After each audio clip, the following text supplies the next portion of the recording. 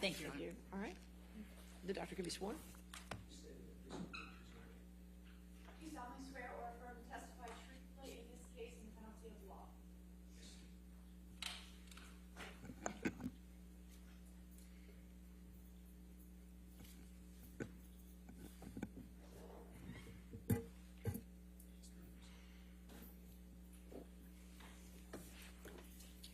Thank you, Your Honor. Will you please tell the jury your full name and business address? David R. Spiegel. I'm a physician. I work at 825 Fairfax Avenue in Norfolk, Virginia, as part of the Eastern Virginia Medical School. And what is your occupation? I'm a physician-psychiatrist. And where do you work? Do you work at? I work at Eastern Virginia. I'm employed by Eastern Virginia Medical School, but I also work at Norfolk General Hospital, which is the teaching hospital in Norfolk. How many years have you been practicing as a psychiatrist? I entered residency in 1989. I graduated residency in 1993. So from 1993 to today, I've been physician practicing. So that's almost 30 years? That's 30 years, yeah. Okay, thank you. Please describe for the jury the nature of your clinical practice. So my clinical practice is comprised of both inpatient care at Norfolk General Hospital, as well as my outpatient practice at Eastern Virginia Medical School. About 85 to 90% of my day is clinical between the two components. And what is involved in a comprehensive evaluation? So in a comprehensive evaluation, in addition to reviewing the historical information that you receive from collateral other sources, you undertake a history from the patient. You get, whether it's the history of current illness, the past psychiatric history, family history, social history, legal, substance history. Then you do what's called a mental status exam, which is the psychiatric version of the physical exam, where you're actually giving a description of what you see in front of you.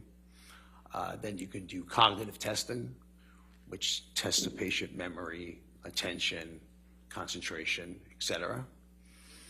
Then you come up with a working and a differential diagnosis, describe any other additional testing you may need or not need, and then you come up with a treatment plan.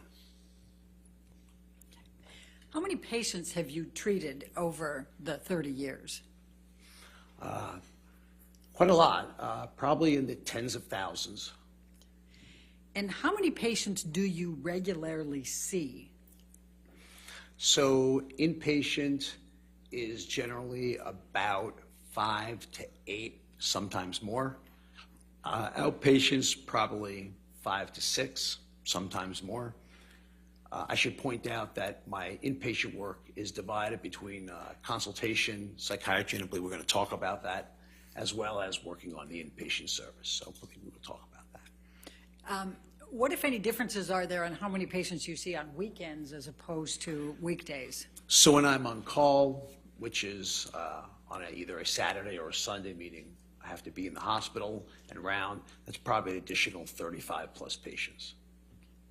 How frequently do you treat patients who abuse drugs and alcohol? Unfortunately, drugs and alcohol are part of psychiatric practice, and so probably 3/4 of my patients have substance abuse problems. Does this include both legal and illegal drugs? Yes. Put them both together, probably 75%. And how frequently do you treat patients who have suffered from someone in their lives who abuses alcohol and drugs? On a regular basis, like I said, on a daily basis. This is part of what psychiatry is. Okay. And as part of that treatment of patients who abuse drugs and alcohol, do you evaluate the impact of the abuse on their brains and personal interactions with others? Yes, substance of abuse, both in the short term and the long term, can affect the brain in terms of mood, behavior, cognition, meaning attention, concentration, memory, ability to control your behavior, as well as your overall level of functioning. It can affect it in the short term, such as alcoholic blackouts. It can affect it by causing stroke, such as stimulants can. And so at the end of the day, it's a rather lengthy list of what substance abuse can do to the human brain. Dr. Spiegel, how frequently have you treated patients who have suffered intimate partner violence? Again, it's very unfortunate that probably 50% of my patients suffer from trauma. If I had to guess of those 50%, probably 25% of my practice is people who have suffered intimate partner violence. And how consistent is that with the national average? In America, unfortunately, it's about 20 to 25%, depending on the study, of women have complained, have reported intimate partner violence. And how frequently have you treated patients who have perpetrated the intimate partner violence? So again, in the outpatient setting, I don't see it quite as much, but in the inpatient setting, again, it's a really relative common phenomenon that I will see perpetrators of partner violence, and they're patients who need treatment too. And overall, how many patients have you treated who have been perpetrators of intimate partner violence? Perpetrators?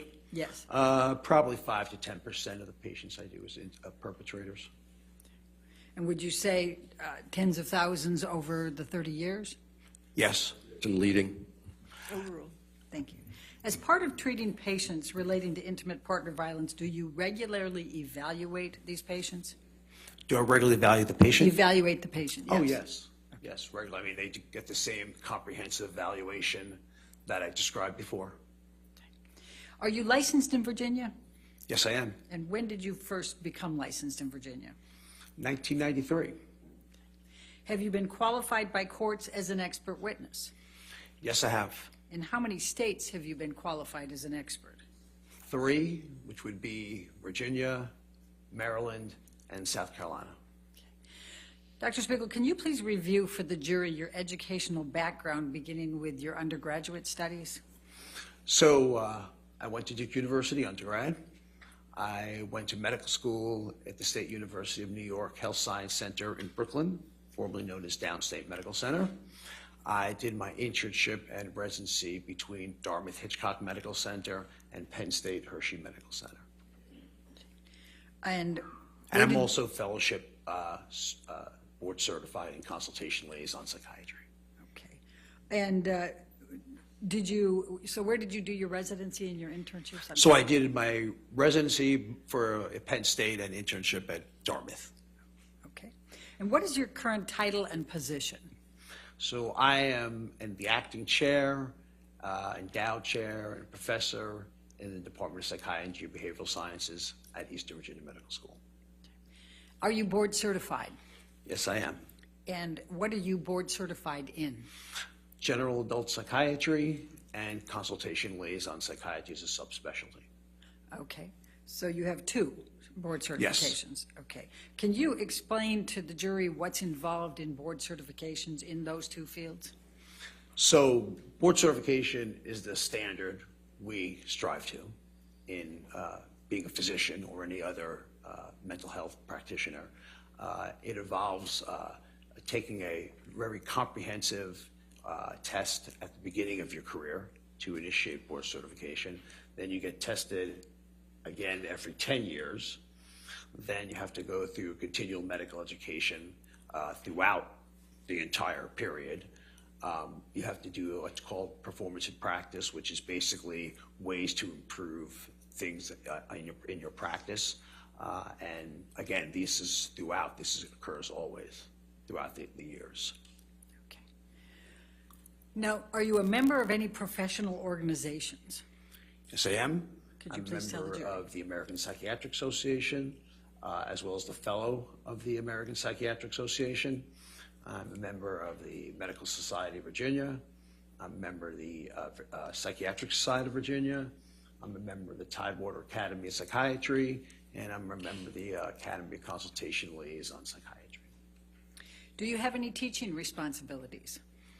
Teaching? Oh, yeah. Teaching, yes. So, yes. So teaching is a daily occurrence as part of my job when I do my inpatient rounds, residents, medical students, physician assistant students are assigned, so we round together, and there's teaching with every single encounter. In addition to that, I teach lectures to the residents, to the third, second, and first year medical students, as well as a fourth year medical student lecture as well. So I'm constantly teaching. Have you engaged in any hands-on training of psychiatrists practicing in Virginia? Hands-on training with the residents? With psychiatrists? Oh, yeah. So again, I'm teaching at bedside. I mean, we don't speak in front of the patient, obviously, but I'm teaching at bedside, meaning after we see a patient, we discuss the important points to learn. And again, that includes residents at every level. That includes medical students, third, second, and first year physician assistant students. So every day is a teaching explanation session to the students and residents. What is your role at Eastern Virginia Medical School as the acting chair? Please tell the jury what that means.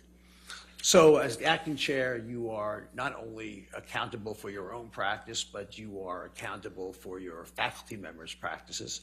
So I have to make sure that everyone is treating, seeing, evaluating a certain number of patients. I have responsible for their academic requirements, so in terms of publishing, et cetera. I'm responsible for their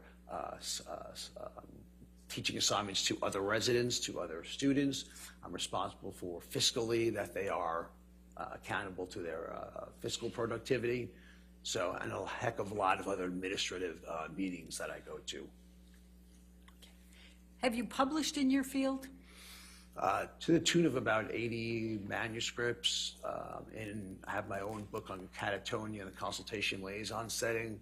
I have a book chapter on the current and current and contemporary approaches to temporomandibular disease, at least the psychiatric portion. I'm also in a dissociative identity disorders chapter on a wiki book. And have you peer-reviewed literature? Yes, so I'm a reviewer on. I've served as a reviewer on Lancet. I've served as a reviewer as innovations in clinical neuroscience. I've served on reviewer for clinical neuropharmacology, and I'm actually editor-in-chief of, at this point, of clinical neuropharmacology.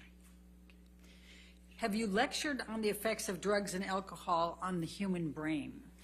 Yes, I teach to the residents. I teach a lecture to the second-year medical students, third-year medical students. So I am fully aware of not only what I teach, but what I see in the emergency room and the consultation and inpatient settings. Have you published and lectured on the causes and effects of intimate partner abuse? Yes, I punctured, I believe, 2 articles on the effects of trauma, and in that trauma was intimate partner violence. Are you familiar with the hallmarks of intimate partner violence? Yes. Are you familiar with what causes intimate partner violence? One more, excuse me? What causes intimate partner violence? Yes, there's a multiple explanation that cause intimate partner violence. And if I can just mention at this point too, that when we are discussing intimate partner violence, I think it's imperative for the jury to know we are talking about repetitive behavior over periods of time. And the type of abuse can be any physical, psychological, sexual, but just as important is for somebody, one of the partners, to maintain some uneven element of control or to maintain power, control, or authority. So there are a lot of facets to intimate partner violence. I know people tend to think of it as just the actual abuse act, but there's more to it than just the actual abuse act. Abuse act's important, but it's not the sole thing. Your Honor, I'd move to qualify Dr. Spiegel as an expert in the field of psychiatry and behavioral sciences with specific emphasis on drug and alcohol abuse, intimate partner violence, and the effect of these as they pertain to the issues in this case. All right, any objection? Your Honor, You wish to voir dire? I do. Okay. To his qualifications. His qualification. Okay, thank you.